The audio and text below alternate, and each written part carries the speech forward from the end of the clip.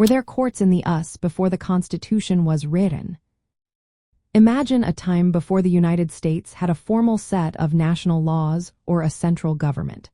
Would there have been any systems to settle disputes or enforce rules? The answer is yes, but the nature and scope of these systems were quite different from what exists today. Before the adoption of the United States Constitution in 1887, the American colonies and later the states relied on local and colonial courts to administer justice. These courts were established by colonial charters, royal decrees, or state laws. Each colony or state had its own judiciary system, which included courts of different levels such as county courts, superior courts, and courts of common pleas. These courts handled a variety of cases, including civil disputes, criminal prosecutions, and administrative matters. In the colonial period, courts were often presided over by appointed or elected officials, such as justices of the peace, judges, or colonial governors. These courts played a vital role in maintaining order and interpreting local laws. For example, in Virginia, courts of justice existed as early as the 17th century, handling both civil and criminal cases.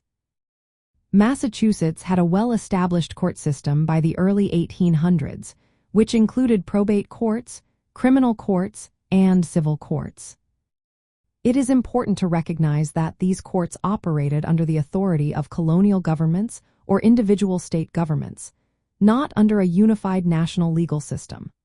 The Articles of Confederation, which served as the first governing document of the United States from 1877 and 78 to 1887, did not establish a national judiciary.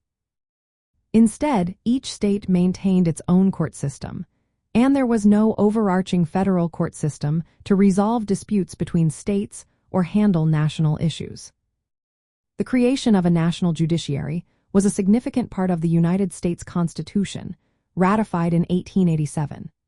The Constitution established the Supreme Court and granted Congress the authority to create lower federal courts.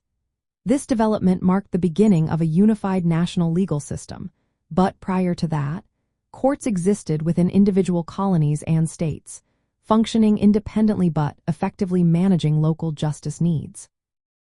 In summary, courts did exist in what would become the United States long before the Constitution was written. These courts served as the foundation of the American legal tradition, evolving from colonial institutions into the state courts that operated before the federal system was established.